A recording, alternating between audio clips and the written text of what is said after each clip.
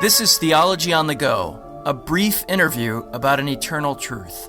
It was significantly longer than what we think of as a confession, whether we think of like the Belgic Confession or the Second Helvetic Confession. This is just a long document, and that was the largest criticism, is it's too precise, it's too lengthy, it's not going to work as a confession. However, it works really well as a compendium of Reformed Catholic theology at the end of the 16th century. Hello and welcome to Theology on the Go. I'm Jonathan Master, joined as always by my friend and co-host James Dolezal. James, how are you today? I'm doing well and excited to talk with our guest today about what I hope is the beginnings of a renaissance of interest in Girolamo Zanchi, and so really glad to talk to Patrick O'Banion again today. Yeah, this is our second conversation with Patrick O'Banion, and he's a ruling elder in the PCA and author of several books. He taught history at the university level for 2 decades and currently works in training pastors overseas through Training Leaders International. And this book that we're going to discuss with him today is entitled Confession of the Christian Religion. Again, Girolamo Zanchi, and it's his confession of the faith. It's kind of a systematic theology. So, Patrick, thanks for joining us today. It's great to be with you again. Good to see you. So let's give our listeners some context here, because Zanchi is not a name which is well known, even among those who are interested in theology and historical theology. So we did this before, but just as a brief recap, who was he? And then we'll talk about this particular work, Confession of the Christian Religion. Sure. I'm happy to start there. So Girolamo Zanchi, or Jerome Zanchi, depending on how you want to put it. Girolamo Zanchi was born in 1516, so a year before Martin Luther nailed the 95 Theses to the church door.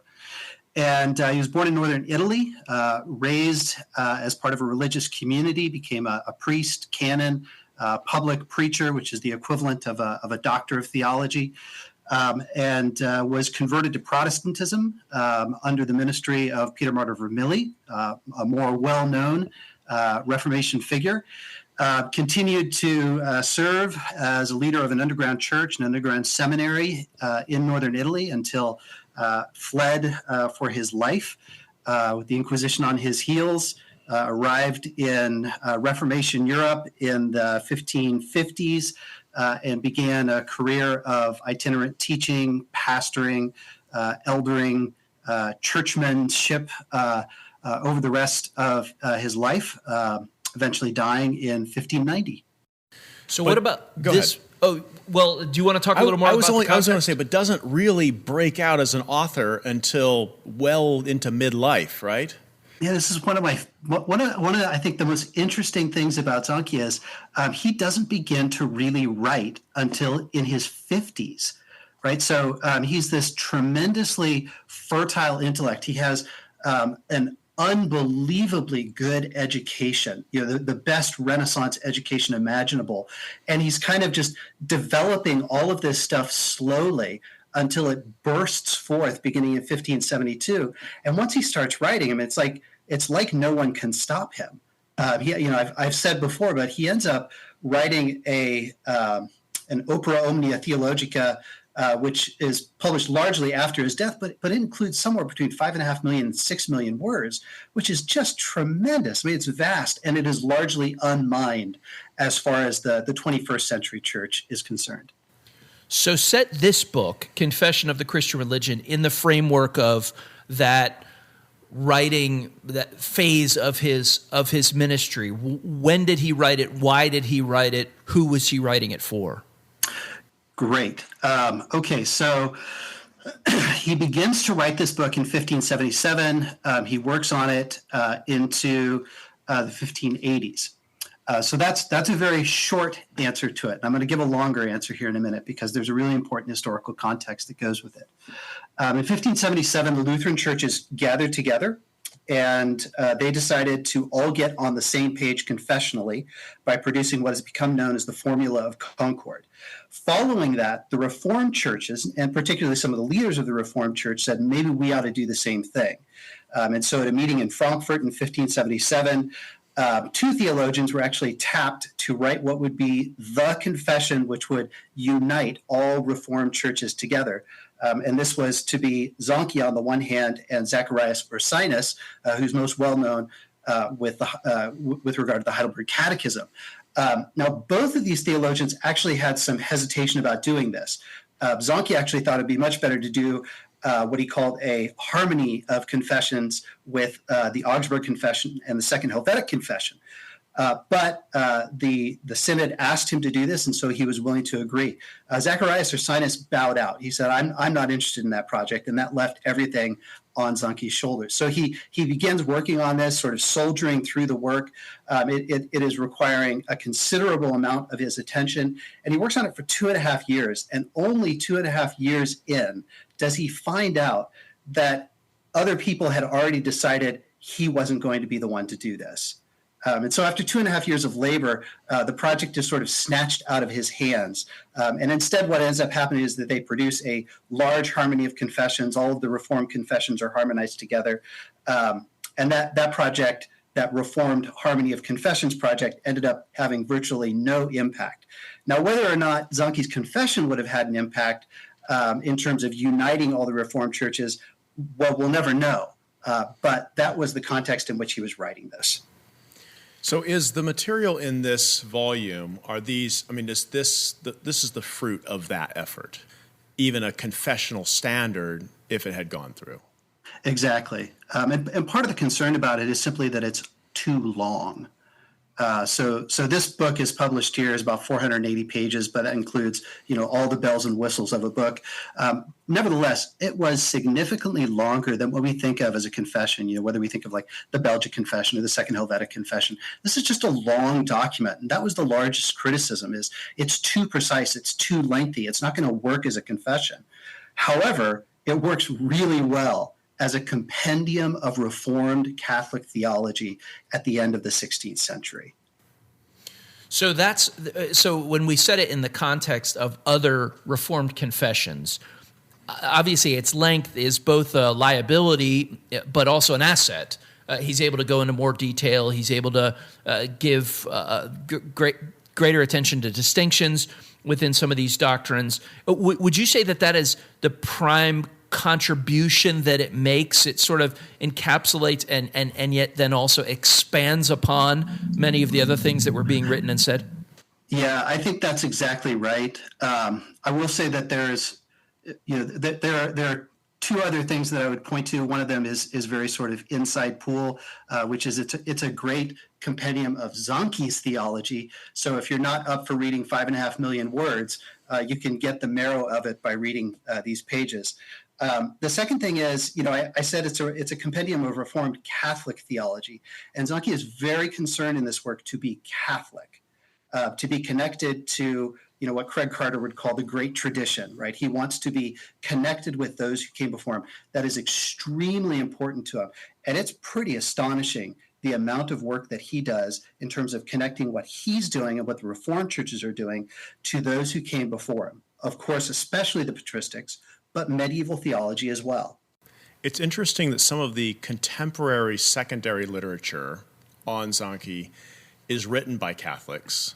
I think Patrick O'Donnelly's essay back in the 70s, but then more recently Harm Goris's chapter in a volume that Baker published, I think edited by Ben Asselt and some others. But it's interesting that it's contemporary Catholics who look at Zanchi to try to see how certain what they would consider our Catholic doctrines actually merged over into the Reformed tradition and lived on. Yeah, there's an interesting debate that's actually going on right now as we speak. So the Donnelly and others have described Zanchi's theology as Reformed Thomism. Reformed Thomism, casting Zanchi specifically as a follower of Thomas Aquinas. And this is not false altogether, but it turns out, as always, that things are much more complicated. So this thesis was largely predicated upon the fact that Zanchi did his advanced formal theological training at the University of Padua in Italy, which was a hotspot for kind of neo-Thomism at the time. And it turns out, this is path-breaking, hot off the press news, turns out that he did not go to Padua. We now have evidence that he never studied there. And so this sort of clear Zanchi-Thomas connection is now somewhat attenuated. And so now we're sort of opening up the box and thinking more carefully about who are the people that Zanchi is drawing from. Okay, we're way inside baseball on this. Yeah, sorry. Actually, no, don't say sorry, because this is actually you're talking my language here, and I'm with apologies to our listeners. I was at a paper delivered 2 years ago by Harm Goris, comparing, contrasting Vermigli and Zanchi, and there he makes the argument that Vermigli was not a Thomist and Zanchi was. Though I don't recall, I'd have to double check, I don't recall that he made the argument based upon the Padua schooling or not. It was more of a substantive content type argument. But yeah, making the argument that Zanchi was a Protestant Reformed Thomist, not like Vermigli, who just brought over certain doctrines from the Catholic Church with him, but distinctly Thomist. But anyway, I leave that. Let's come back to this confession, which, by the way, if you know what you're looking for, certainly there are flavors that might be called Thomism that are in this volume, though they don't travel under that name. And Zanchi he doesn't demonstrate an interest in being partisan with regard to medieval friars. If anything, he seems to be more explicit with regard to his adherence to church fathers. Yes, that's absolutely correct. And so, which is a very reformational thing. I mean, other reformer types are doing that as well. So how does that flavor the Reformed Catholicity of this volume? Yeah, so what Zanchi is explicitly intending to do is to formulate a system of theology which is built upon what he calls apostolic foundations. That is to say, the message proclaimed by the apostles to the church of their day, which is, of course, the same message that is contained within the books and letters of the New Testament. The problem is that in reading the books and letters of the Old Testament, heretics will often say, "Oh, I believe that too. I just believe it in a different way than you do." And so Zanchi wants to hew closely to the interpretation of the church, the interpretations of the church fathers whenever possible. And he believes that by establishing that ballast between the church of his day and the church of previous generations, he's going to help them from going off course. So it's not that creeds and confessions and great theologians and church fathers have any authority in and of themselves, but rather they have authority insofar as they are saying what Scripture says. So everything for him is ultimately judged according to the touchstone of Scripture. But having said that, he has plenty of room to give to the authority of those who came before him. You mentioned earlier that this would be an appropriate kind of summary of Zanchi's doctrine. So that wasn't why he wrote it, but for our purposes, it's one of the virtues of this book. One of the reasons why it's so helpful. So how would you, apart from what you just said about the Catholicity, the adherence to the apostolic faith, what would be some of those distinctive? What would make him distinctive in his day, and perhaps what would be a distinctive contribution even in our day to go back and to read someone like Zanchi who might be less familiar? Let me try and just encapsulate that in two words: union and communion. So for him, I am very hesitant. I don't want to say that union with Christ is at the center of his theology. I don't think that's a helpful way to talk about it, but I sometimes use the language of a load-bearing wall.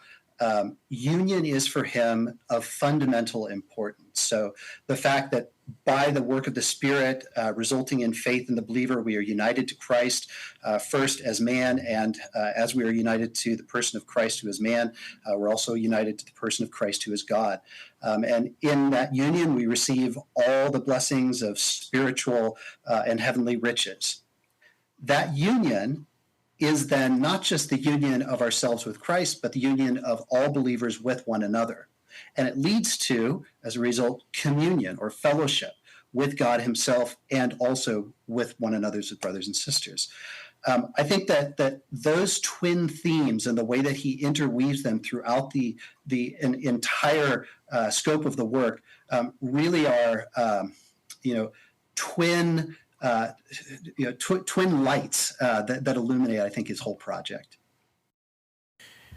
In certain sections, this can be, first of all, I found the book in the current layout and translation very accessible and easy to use. What I was looking for was right where I was looking for it. So from a reader's standpoint, thank you for that. Just doing a good job presenting it and even carving it up and presenting it to us. I went to my favorite sections in the book, or the sections that I'm most interested in, which is God, Jesus, and angels. And I wanted to know everything that he said. I wanted to know, is he a classical theist? That's a contemporary label, I know. Does it fit him, would you say? Absolutely.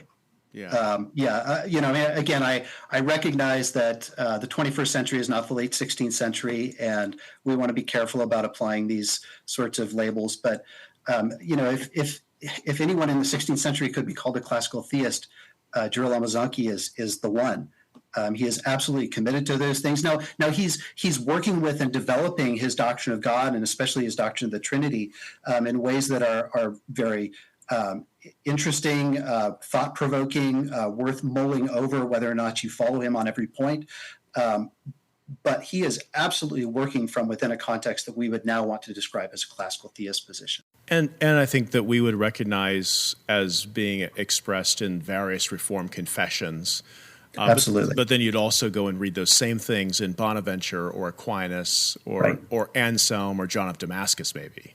Yes, exactly. Yeah, so it really breathes that kind of Catholic Orthodox air about it. And actually, just very briefly, I thought one of the quite interesting things about his sections on the doctrine of God and Trinity are actually how brief they are.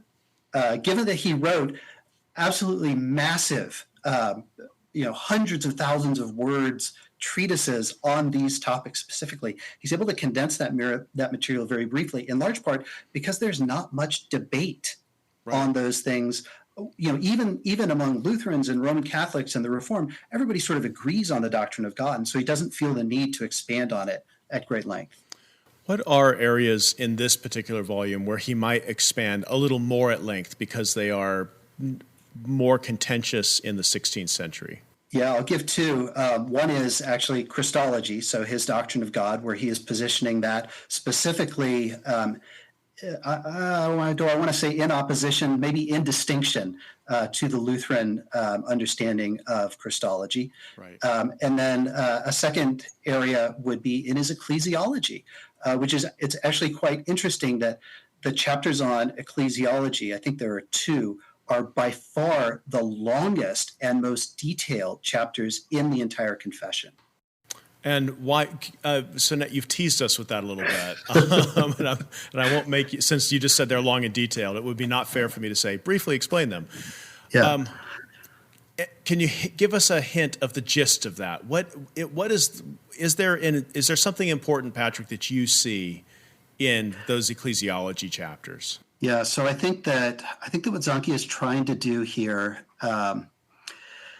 is actually quite interesting. So I'm not sure that I agree with Zanchi on this. I don't say that very often. I really admire him, but I'm still sort of thinking through the way that he does his ecclesiology. So Zanchi is generally described as someone who believes in a kind of Presbyterian model. And I think that is basically correct. However, one of the things that he wants to do is he wants to actually make an argument that says bishops are not immediately bad. So he argues, in the early church, even before Nicaea, you already have the level of complexity that involves archbishops and metropolitans. And he says, if you already have that in the early church before the beginning of the 4th century, shouldn't we take that seriously? And so he begins to reflect some upon it. And part of what he says is the reason that they did that. So everybody recognizes, of course, that in the New Testament, bishops, elders, overseers, pastors. These are equivalent terms, right? It's a typical Reformed perspective on it. But he says, as the church begins to expand and become developed, we also have to follow 1 Corinthians 14, which says everything should be done decently and in order. And part of what that meant for the early church, according to Zanchi's thinking, is that it was necessary for them to establish more complexity in terms of the leadership structure of the church. And that actually led to them appointing bishops and archbishops and metropolitans. Now, he certainly is not willing to go as far as papacy or anything like that. He is very clear that that is a very bad idea. However, he does believe that it's possible within the context of that 1 Corinthians 14 milieu to have something more than what is simply stated within the New Testament.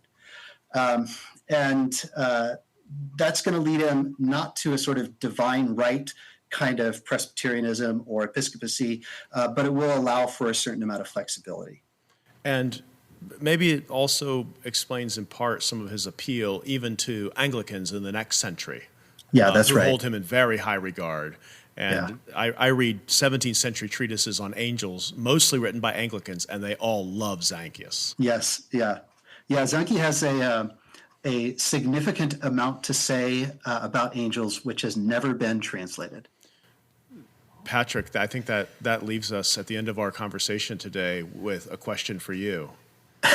Which is, when are you going to give us Zanchius on the angels? I'm making my personal request. We want first dibs on any Zanchi stuff that you publish. But yes, what's next? I've been busy. So I recently had I published his commentary on Philippians, which is quite large. That was a really fun project to work on. I'm just finishing up a smaller work, series of orations on theological training, theological learning. And I think my next big project will be a big project. Lord willing, I'll start working on his very significant treatise on the doctrine of God, De Natura Dei, on the nature of God or on the divine attributes. And that should keep me busy for a long time. But if I get through with it and I'm still alive, maybe there will be time for the angels. Okay. Poor angels always come. I salute your choice to work on the doctrine of God work of Zanchi. I think that will be invaluable to have in a good translation. Patrick, thanks for joining us today, and really thank you for your ongoing labors, and especially your labor in translating Confession of the Christian Religion. We really are in your debt. Thank you. It's been a treat. James, this is kind of exciting stuff to have something that is so significant and really very not widely known at all today, but yet incredibly useful for those who are thinking theologically today. Translation is smooth, it's readable. The theology is very rich, meaning Zanchi says it just right. That would be how I would summarize Zanchi. He knows how to say it simply, to say it well, because he knows what he's talking about. And as Patrick mentioned, he has the best of the best education behind him, supporting him in his work. And yet I would also salute Patrick O'Banion's work in making it readable, carving it up, and kind of distributing the material in a way that's a little friendlier to the modern reader. Beside the fact that it's in English. This book has been translated before. There are a couple translations of it, a bit more arcane in nature, not in print for hundreds of years, and nowhere near as pleasant to look at or just spend time with as this volume. And sure, electronic copies are available, but this is the kind of book that is just nice to actually have with you in your hands, reading through it, poring over it, because as I say, Zanchius says it just right. Well, if you would like a copy to have in your hands and pore over, we do have a few from RHB. And if you go to theologyonthego.org or placefortruth.org, you can enter your information for a chance to win one of these volumes. If you know someone who would be helped by this episode or other episodes, please pass that along to them. And if you can rate and review the podcast, that really helps us. And of course, we can't do any of this without the support of listeners like you. So if you're able to support the Alliance of Confessing Evangelicals, you can do that at alliancenet.org or at placefortruth.org. theology.org.